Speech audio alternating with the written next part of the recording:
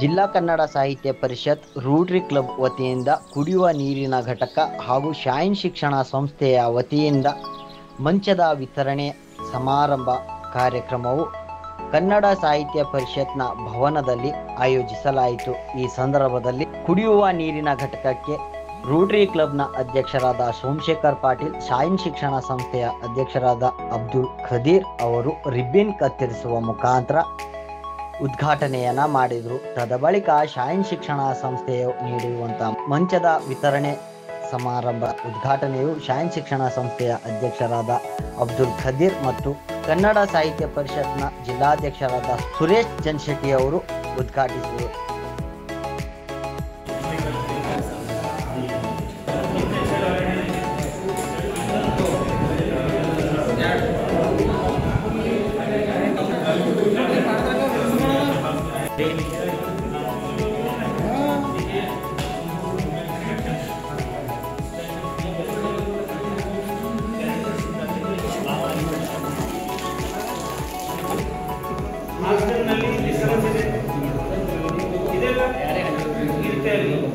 ಇದು ಪ್ಲೇನ್ ಹಾಲ್ ಇದೆ.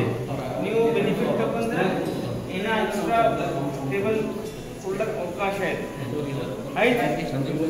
ಗೊತ್ತಾಯ್ತು ನಿಮಗೆ? ಕಲಿಬೇಕು.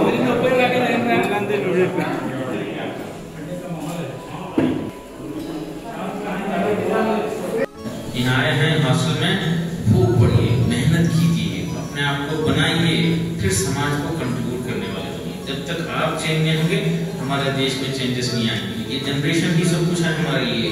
ये बदलेंगे तो समाज को बदल के रख देंगे और हमारे देश को दुनिया का सुपर पावर जो पहले था फिर से बनाने में आपका कंट्रीब्यूशन होगा। ಜಿಲ್ಲಾಧಿಕಾರಿಗಳಿಗೆ ಸೂಕ್ತ ಕ್ರಮ ಜರುಗಿಸಿ ಎಂಬ ಸೂಚನೆಯ ನಾಡಿ ಜಿಲ್ಲಾಧಿಕಾರಿಗಳು ಏನೆಲ್ಲ ಹೇಳಿದ್ರು ಮತ್ತು ಜನರು ಯಾವ ರೀತಿಯಲ್ಲಿ ಇದಕ್ಕೆ ಆಕ್ರೋಶ ವ್ಯಕ್ತಪಡಿಸಿದರು ಅನ್ನೋದು ಕಡೆಗೆ ಜಿಲ್ಲಾಡಳಿತ ಅವರ ಮೇಲೆ ಯಾವ ಕ್ರಮ ಜರುಗಿಸುತ್ತದೆ ಅನ್ನೋದು ಕಾದು ನೋಡಬೇಕಾಗಿದೆ.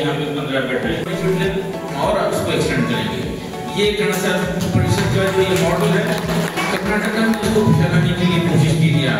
आने वालों को बताइए हर जगह ये काम करना चाहिए। मान कोई अकेला नहीं कर सकता, समाज मिलकर ये काम करना है, सारे लोग मिलकर ये काम करना है।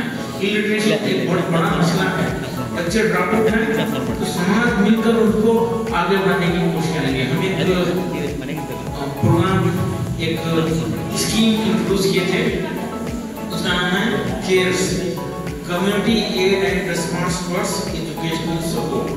ये हमारी अब इसमें बैकग्राउंड के बाद इसको अनाउंस करे थे। यानी एक इलाके के एक कॉलोनी के लोग उस कॉलोनी में बच्चा है तो ढूंढें उसको, आइडेंटिफाई करें और 4 लोग मिलकर कलेक्शन करें, 40% कलेक्शन करें और किसी भी इंस्टीट्यूशन को पहुंचाएं, शाहीन को आए, शाहीन 60% कंट्रीब्यूट करके उनका एडमिशन कर देगा। और ये सिर्फ शाहीन नहीं बल्कि बीदर का हर इंस्टीट्यूशन इसको एग्री करेगा।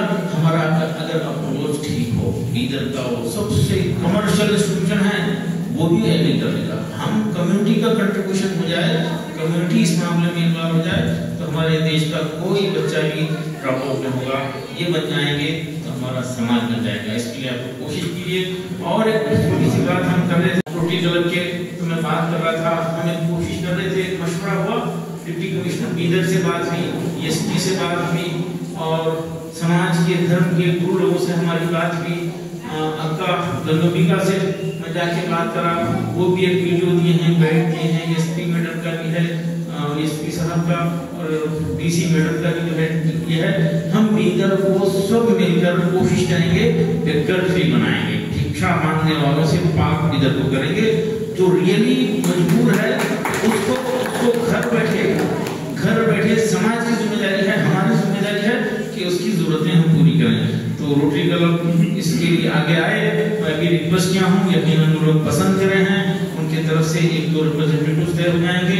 तमाम लोग मिलकर, तमाम समाज के लोग मिलकर, डिपार्टमेंट से, गवर्नमेंट से सपोर्ट लेके अपना कंट्रीब्यूट करके पहले तो अवेयरनेस का काम करेंगे। और अक्सर लोग प्रोफेशनल बेकर्स हैं, बड़े स्कैंडल इसमें हो रहे हैं। और क्यों मांग रहे हैं मालूम हुआ? शराब पीने के लिए मांग रहे हैं और आसान कमाई है इसलिए मांग रहे हैं। जो रियल नीडी है उसको समाज उनकी जरूरत को पूरी करे, ये हम सब मिलकर कोशिश करेंगे।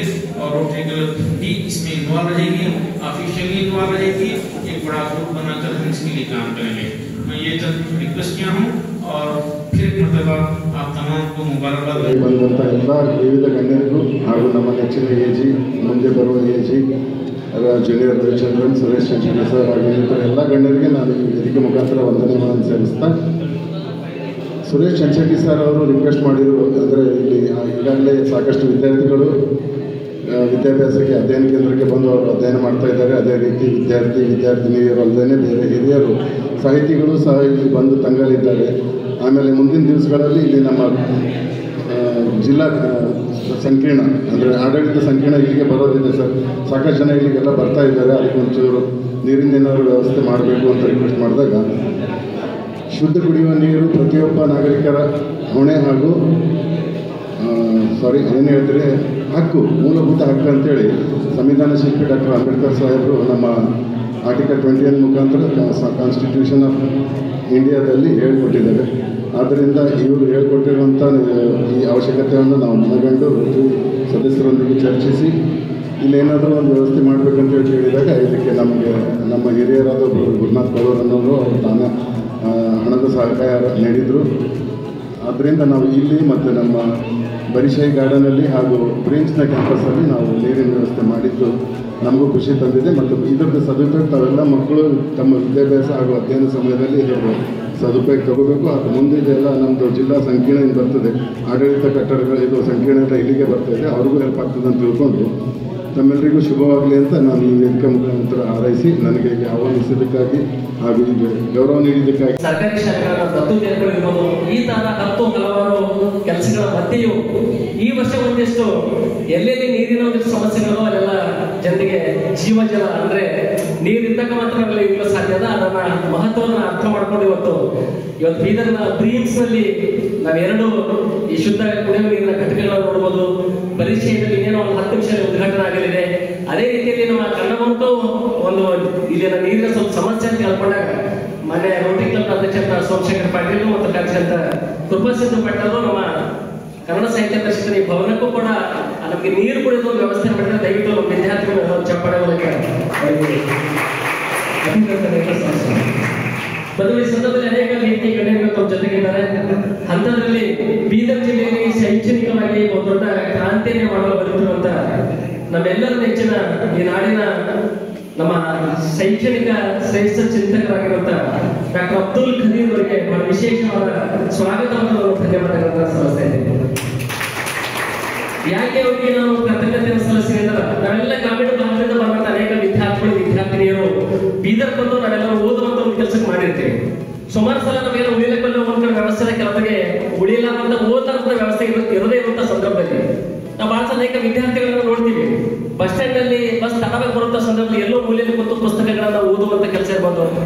ಅನೇಕ ರೀತಿಯ ನಮ್ಮ ಬೀದರ್ನ ಕೋಟೆಗಳು ಇರ್ಬೋದು, ಎಲ್ಲೆಲ್ಲಿ ಅವರಿಗೆ ಬಿಡು ಸಿಗುತ್ತೋ ಅಲ್ಲಲ್ಲಿ ಕುಂತು ಓದುವಂತ ಕೆಲಸಗಳನ್ನ ನೋಡುವುದನ್ನ ಡಾಕ್ಟರ್ ಅಬ್ದುಲ್ ಖದೀರ್ ಸರ್ ಅವರು ಮತ್ತು ನಾವೆಲ್ಲ ಮನಗಂಡು ವಿದ್ಯಾರ್ಥಿಗಳಿಗೆ ಈ ತರ ತೊಂದರೆ ಆಗಬಾರ್ದು ಅನ್ನೋ ದೇಶದ ಇಲ್ಲಿ ಒಂದು ಅಧ್ಯಯನ ಕೇಂದ್ರವನ್ನ ಆರಂಭ ಮಾಡಲಾಗಿದೆ. ಯಾರೇ ಕಾಲೇಜಿನ ವಿದ್ಯಾರ್ಥಿಗಳು ಬೀದರ್ ಜಿಲ್ಲೆ ಅಂತ ಗ್ರಾಮೀಣ ಭಾಗದ ಬಂದ ಯಾರೇ ವಿದ್ಯಾರ್ಥಿಗಳು ಇರ್ಬೋದು, ಅವ್ರು ಯಾವಾಗೇ ಅವ್ರಿಗೆ ಒಂದ್ ವೇಳೆ ಕಾಲೇಜಿನ ಬಿಡು ಇರುವಂತ ಒಂದು ಸಂದರ್ಭದಲ್ಲಿ ಈ ನಮ್ಮ ಕನ್ನಡ ಭವನದ ಅಧ್ಯಯನ ಕೇಂದ್ರದೊಳಗೆ ಆರಾಮಾಗಿ ಬೆಳಗ್ಗೆಯಿಂದ ಸಾಯಂಕಾಲ ಓದ್ಕೊಂಡು ಆಮೇಲೆ ಅವ್ರ ಮನೆಗೆ ಹೋಗ್ಬೋದು. ಅದ್ರ ಜೊತೆ ನಮ್ಮ ಪಕ್ಕಕ್ಕೆ ಇಲ್ಲಿ ಒಂದು 2 ಹಾಸ್ಟೆಲ್ಗಳು ಸಾವಿರಾರು ವಿದ್ಯಾರ್ಥಿಗಳು ಇಲ್ಲಿ ಇದ್ದಿರ್ತಾರೆ. ಅನೇಕ ಜನ ಸಹೋದರಿಯರು ಬಂದು ನನಗೆ ಬಹಳ ಸಲ ಕೇಳಿದ್ದಿತ್ತು, ಇಲ್ಲ ಸರ್ ಉಳಿಲಿಕ್ಕೆಲ್ಲ ಬಹಳ ಚಲೋ ವ್ಯವಸ್ಥೆ, ಊಟಕ್ಕೂ ನಮ್ಗೆ ಏನು ತೊಂದರೆ ಇಲ್ಲ, ಸಮಸ್ಯೆ ನಮ್ಗೆ ಓದೋದಿದೆ ಅಂತ ಹೇಳಿ. ಯಾಕಂದ್ರೆ ರಾತ್ರಿ 11, 12, 1 ಗಂಟೆ ಓದ್ಬೇಕಾಗಿದೆ, ನನ್ನ ಪಕ್ಕಕ್ಕೆ ರೆಕ್ಕೆ ಮಲ್ಕೊಂಡು ಬಿಟ್ಟಿರ್ತಾವ. ನಾನು ಓದ್ಕೊಂಡು ಬಂದವರಿಗೆ ಬಹಳ ಸಲ ತೊಂದರೆ ಇರುವಂತ ಸಂದರ್ಭ ಇದೆ ಅಂತ ಬಹಳ ಸಲುವಾಗಿ ಆಕ್ಚುಲಿ ಇದಿರುವಂತ ವಿದ್ಯಾರ್ಥಿಗಳಿಗೋಸ್ಕರವೇ ನಾವು ಆರಂಭದಲ್ಲಿ ಮನಸ್ಸು ಮಾಡಿ ಈ ಕೇಂದ್ರವನ್ನು ಆರಂಭ ಮಾಡಿದ್ದು. ಮತ್ತೆ ಅನೇಕ ವಿದ್ಯಾರ್ಥಿಗಳು ಈಗಾಗಲೇ ಆಗಮಿಸಿ ಆ ಅಧ್ಯಯನ ಕೇಂದ್ರದ ಸಂಪೂರ್ಣ ಅವ್ರ ಲಾಭವನ್ನ ಪಡೆದುಕೊಳ್ತಾ ಇದ್ದಾರೆ. ಹೀಗಾಗಿ ನಾನು ಖದೀರ್ ಸರ್ಗೂ ಮತ್ತು ಓದುವಂತ ವಿದ್ಯಾರ್ಥಿಗಳಿಗೂ ವೇದಿಕೆ ಪರವಾಗಿ ಒಂದು ಕೃತಜ್ಞತೆಯನ್ನು ನಾನು ಸಲ್ಲಿಸ್ತಾ ಇದ್ದೀನಿ. ವಿದ್ಯಾರ್ಥಿಗಳು ಈ ಪರೀಕ್ಷೆ ಇರುವಂತ ಸಂದರ್ಭದಲ್ಲಿ ಅವ್ರ ಊರಲ್ಲಿ ಇದ್ದಿರ್ತಾರೆ, ಮುಗಿಸ್ಕೊಂಡು ಊರಿಗೆ ಹೋಗುವಂತ ಎಲ್ಲೋ ತೊಂದರೆ ಅಂತ ಸಂದರ್ಭದಲ್ಲಿ ಬೀದಲ್ಲಿ ಯಾವ್ದೋ ನೆಂಟರು ಮನೆಯಲ್ಲೋ ಅಥವಾ ಯಾವ್ದೋ ಲಾಡ್ಜಿನಲ್ಲೋ ಬಸ್ಸಲ್ಲಿ ಉಳಿಯುವಂತ ಅನೇಕ ಸಂದರ್ಭಗಳು ಬರಬಾರ್ದು ಅನ್ನೋ ದಿಶೆ ಅಲ್ಲ. ಜೊತೆ ನಮ್ಮ ಕನ್ನಡ ಸಾಹಿತ್ಯ ಪರಿಷತ್ಗೆ ಸುಮಾರು 15,000 ಜನ ಸದಸ್ಯರಿದ್ದಾರೆ, ಅನೇಕ ಜನ ಹಿರಿಯರು ಇದ್ದಾರೆ. ಎಷ್ಟೋ ಸಲ ಆಸ್ಪತ್ರೆಗೆ ಬಂದ ತಕ್ಷಣ ಡಾಕ್ಟರ್ ಸಿಗದೇ ಇರುವಂತ ಸಂದರ್ಭದಲ್ಲಿ ಮತ್ತೆ ನಾಳೆಗೆ ಒಂದು ಅಪಾಯಿಂಟ್ಮೆಂಟ್ ತಗೊಂಡು ಉಳಿಲಿಕ್ಕಾಗಲ್ಲ ಅಂತ ತಿಳ್ಕೊಂಡು ಎಷ್ಟೋ ಜನ ವಾಪಸ್ ಹೋಗುವ ಸಂದರ್ಭ ಬಹಳ ಸಲ ಇರೋ ಸಲುವಾಗಿ ಅವರಿಗೂ ಒಂಚೂರು ಅನುಕೂಲ ಆಗ್ಲಿ ಅಂತ ಇಟ್ಕೊಂಡು ಇವತ್ತಿಲ್ಲಿ ಒಂದು ವಸತಿ ಗೃಹವನ್ನ ನಾವು ಆರಂಭ ಮಾಡಿದ್ವಿ. ಈಗಾಗಲೇ ನೀವು ನೋಡಿರ್ಬೇಕು, ಬಹಳ ತರಾತುರಿ ಮನೆಯಲ್ಲಿ ಮಾಡಿಸುವಾಗೆ ಬರೀ ನಮಗೆ ಮಂಚಗಳು ಪಲಂಗಳು ಅಷ್ಟೇ ಕಾಣವ, ನಾಳೆ ನಾಳೆ ಎಲ್ಲ ಬೆಡ್ ಬರ್ತದೆ, ಬೆಡ್ಶೀಟು ಬರ್ತದೆ. ಹೀಗಾಗಿ ಅದು ಪರಿಪೂರ್ಣವಾಗಿ ಅವೆಲ್ಲ ರೂಮ್ಗಳು ಇರ್ತಲ್ಲ. ಇದರ ಉಪಯೋಗವನ್ನು ನಮ್ಮ ವಿದ್ಯಾರ್ಥಿಗಳು, ನಮ್ಮ ಹಿರಿಯ ಸಾಹಿತಿಗಳು ಪಡ್ಕೊಳ್ಬೇಕು ಅಂತಕ್ಕಂಥ ಮಾತುಗಳನ್ನ ಮತ್ತೆ ಮಾತುಗಳನ್ನು ಮುಂದುವರಿಸಬೇಕು. ನೀವಿನ್ನೂ ನಮ್ಮ ಚಾನಲ್ನ ಸಬ್ಸ್ಕ್ರೈಬ್ ಮಾಡ್ಕೊಂಡಿಲ್ಲ ಅಂದರೆ ಕೂಡಲೇ ಸಬ್ಸ್ಕ್ರೈಬ್ ಮಾಡಿ, ಲೈಕ್ ಮಾಡಿ, ಬೆಲ್ ಬಟನ್ ಒತ್ತಿ.